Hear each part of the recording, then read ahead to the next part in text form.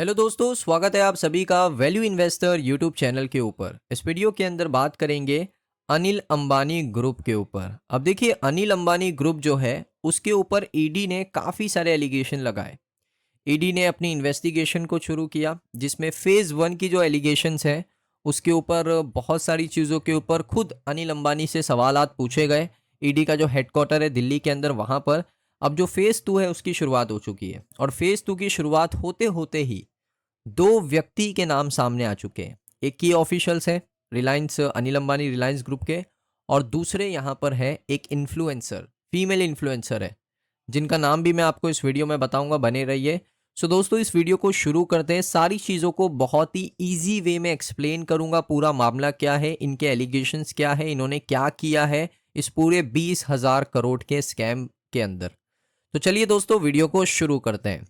सबसे पहले मैं आपको बता देता हूं कि ये रिपोर्ट कहाँ से मिला है। ये रिपोर्ट आप देख सकते हो द इंडियन एक्सप्रेस का है। आई थिंक मैं आपको लिंक भी दे दूंगा डिस्क्रिप्शन के ऊपर, जाकर आप देख सकते हो। सैटरडे 16 अगस्त 2025 को ये रिपोर्ट पब्लिश किया है। ईडी ने एक्शन लिया है रिलायंस ऑफिशियल्स के ऊपर, साथ ही इन्फ्लुएंसर के ऊपर, जो इस पूरे मामलात के अंदर शामिल है। ये ईडी का मानना है, अभी तक जो रिपोर्ट्स आ रही है उसका। अब आगे अगर आप देखोगे तो ईडी ने यहाँ पर सबसे पहले जो की ऑफिशियल्स है, जिनका नाम आप देख सकते हो, अनगराई सेतुरमन इनका नाम है। ये की ऑफिशियल्स है अनिल अंबानी ग्रुप के अंदर। उसके बाद संदीपा विर्क, जो कि एक चंडीगढ़ बेस्ड इन्फ्लुएंसर है। तो दो व्यक्ति आपको यहाँ पर पता चल गए। अब यहाँ पर इनके ऊपर जो पूरा मामला है वो क्या है उसको देख लेते हैं। तो एजेंसी ने यहाँ पर एलिगेशन ये लगाया, सबसे पहले एलिगेशन लगा है सेतु रमन के ऊपर, जो कि एक की ऑफिशियल्स हैं।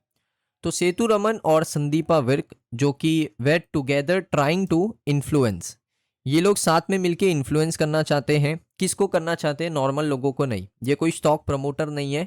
ये लोग हैं यहाँ पर, जो इम्पोर्टेंट इनका काम है कि ऑफिशियल्स को क्या करना, इन्फ्लुएंस करना, फेक डॉक्यूमेंट्स क्रिएट करना। जितना मुझे पता चला है, जो रिपोर्ट सारी है उस मुताबिक मैं आपको बता रहा हूँ। ऑफिशियल्स को यहाँ पर क्या करना, इन्फ्लुएंस करना, फेक डॉक्यूमेंट्स बनाना, इस मामले को दबाने की कोशिश करना। तो इसी वजह से इन दोनों का नाम सामने आया है। अब अनिल अंबानी ग्रुप में इनका क्या रिलेशन है? सबसे पहले सेतु रमन का तो रिलेशन पता ही है कि वो एक की ऑफिशियल है, खुद एक ऑफिशियल है। उसके साथ यहाँ पर स्टेटमेंट ये है कि सेतु रमन ने यहाँ पर कुछ लोन को यहाँ पर शेल कंपनीज में ट्रांसफ़र किया है। जो लोन उन्होंने लिया था 18 करोड़ का रिलायंस कमर्शियल फाइनेंस लिमिटेड के नाम पे, 18 करोड़ का लोन लिया और उसको शेल कंपनीज में ट्रांसफ़र किया। कंपनी के बेनिफिट्स के लिए लोन नहीं लिया गया, शेल कंपनी, फेक कंपनीज के अंदर उसको ट्रांसफ़र किया गया है। और उसके बाद इन्होंने जो संदीपा विर्क है उससे कांटेक्ट भी किया है। सो ये एक इलीगल लाइजिंग वर्क यहाँ पर माना जाता है। यानी आपने इतना बड़ा शेल कंपनी में ट्रांसफ़र किया, उसके तुरंत बाद आपने इन्फ्लुएंसर संदीपा विर्क को कांटेक्ट किया, तो ये एक पहले गलती पकड़ी गई। उसके बाद देखोगे सेतु रमन, जो कि ग्रुप प्रेसिडेंट भी है और रिलायंस ग्रुप के अंदर एक इम्पॉर्टेंट पार्ट भी है उनका, और उनकी जो रेसिडेंसी है जहाँ पर वो रहते हैं उसको सर्च किया गया ईडी के द्वारा लगभग 30 घंटे तक। 30 घंटे दोस्तों, यानी ऑलमोस्ट 24 घंटे तो 2 दिन हो गया, ऑलमोस्ट 2.5 दिन उनके घर को यहाँ पर पूरी तरीके से जितने भी डॉक्यूमेंट्स थे सारी चीज़ें निकाली गई। लेकिन जो एलिगेशन लगा है वो बेसलेस है। अभी तक डॉक्यूमेंट्स कुछ भी उनके घर से नहीं मिले। उसके बाद देखोगे उन्होंने उनसे सवालात पूछे गए इस पूरे मामले के ऊपर। तो उनका मानना है कि उन्होंने संदीपा विर्क, जो इन्फ्लुएंसर है, उससे यहाँ पर मिले हैं। ऐसा नहीं है कि उन्होंने नहीं कहा कि मैं मिला ही नहीं, आज तक मैं जानता ही नहीं। उनका मानना है मैं मिला हूँ। इसी महीने 2 बार मैं मिल चुका हूँ, डिफरेंट रीजंस की वजह से, और पब्लिक प्लेसेस पे मिला हूँ। It had nothing to do with ED probe. हमने ऐसी कुछ ईडी की बात ही नहीं करी। As far as the 18 crore loan from Reliance Commercial Finance Limited is concern, it was for building the house. वो जो 18 करोड़ का लोन है वो घर बनाने के लिए, जो हाउस है उसको बनाने के लिए दिल्ली में मैं बातचीत कर रहा था। और वो जो लोन है वो पूरा सिक्योर लोन है, और it has been part paid, यानी उसका कुछ पार्ट मैंने पे भी कर दिया है। इट इट नॉट बीन हा सिम्फोन, यानी मैंने कुछ भी यहाँ पर उसको शेल कंपनीज में ट्रांसफ़र नहीं किया है, कुछ भी ऐसी गलत काम करा नहीं है। और मैं एक डायरेक्टर हूँ, 6 कंपनीज का डायरेक्टर हूँ, जिसमें रिलायंस डिफेंस सिस्टम लिमिटेड भी शामिल है। उसके बाद दोस्तों ईडी ने यहाँ पर बताया कि जो लोन एक्सपोजर है वो 2 रिलायंस कंपनीज के ऊपर है, RCFL यानी रिलायंस कमर्शियल फाइनेंस लिमिटेड और रिलायंस होम फाइनेंस लिमिटेड के ऊपर। उसके बाद की ऑफिशियल्स का ये मानना है कि जो लोन अमाउंट है वो 39 बैंक्स और फाइनेंशियल इंस्टीट्यूशन से लिया गया है।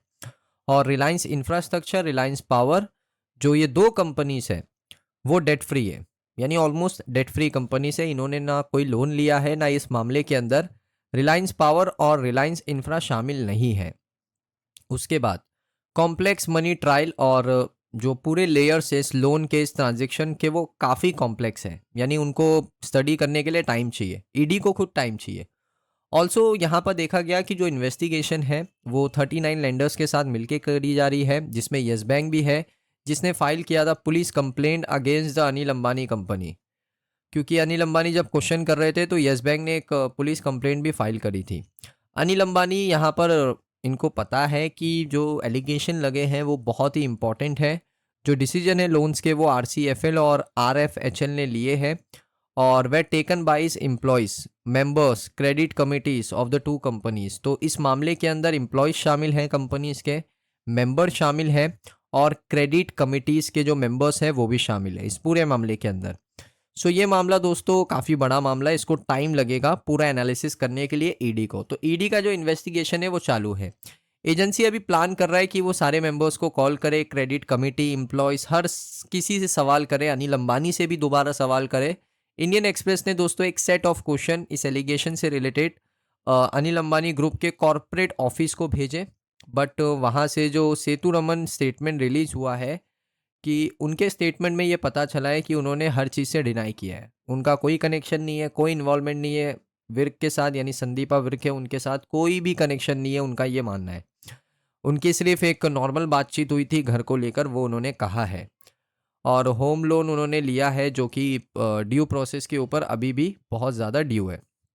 लेटर उन्होंने रिस्पॉन्ड किया ईडी के एलिगेशन के ऊपर कि इसके ऊपर पॉसिबल लिंक क्या हो सकता है, क्योंकि ग्रुप ने पैसा बोरो किया है और लार्ज कंपनी जो बड़ी कंपनी से वो तो डेट फ्री है। रिलायंस ग्रुप ने रिलायंस कमर्शियल फाइनेंस लिमिटेड छोटी कंपनी से, रिलायंस होम फाइनेंस लिमिटेड ये भी दोस्तों एक कॉरपोरेट अफेयर एंटिटीज है, यानी ये भी लिस्टेड कंपनीज है। और रिलायंस इंफ्रा और रिलायंस जो पावर है वो बिल्कुल अलग है, वो debt free, almost debt free company है। तो अभी यहाँ पर ये देख के लग रहा है कि जो रिलायंस ग्रुप है, अनिल अंबानी ग्रुप है, वो बहुत बैकफुट पे है। अगर मैं आपको विर्क बताऊं तो संदीपा विर्क के बारे में थोड़ी मैं आपको नॉलेज दे देता हूं। संदीपा विर्क जो कि अरेस्ट की गई थी 12 अगस्त को, PMLA यानी जो मनी लॉन्ड्रिंग का केस है उसके ऊपर उनको अरेस्ट किया गया था 12 अगस्त को, और ईडी की कस्टडी में उनको 14 अगस्त को लिया गया। अकॉर्डिंग टू द एजेंसीज, जो संदीपा विर्क है और उनके जो एसोसिएट हैं वो इन्फ्लुएंस करते हैं और मिस रिप्रेजेंटेशन करते हैं डिफ्रॉडेड इंडिविजुअल्स को, यानी मनी अंडर फॉल्स प्रेजेंटेशन, ये सारी चीज़ें जो होती है, जो डिफ्रॉडेड होता है, जिसने कुछ किया ही नहीं है उसको यहाँ पर फंसाने की कोशिश करी जाती है। इसमें यहाँ पर आप देखोगे ईडी ने रिवील किया है कि जो संदीपा विर्क है उसने एक्वायर किया एक इमूवेबल प्रॉपर्टी, यानी एक प्रॉपर्टी उन्होंने एक्वायर किया उनके ही नाम पर और फॉल प्रॉमिस किया। और ईडी के जो स्पोक पर्सन है उन्होंने स्टेटमेंट के अंदर कहा कि जो एजेंसी है उसने, संदीपा विर्क ने क्लेम किया कि जो ओनर है वो HibuCare.com की, जहाँ पर वो FDA अप्रूव ब्यूटी प्रोडक्ट्स को सेल करती है जो कि FDA अप्रूव होते ही नहीं है।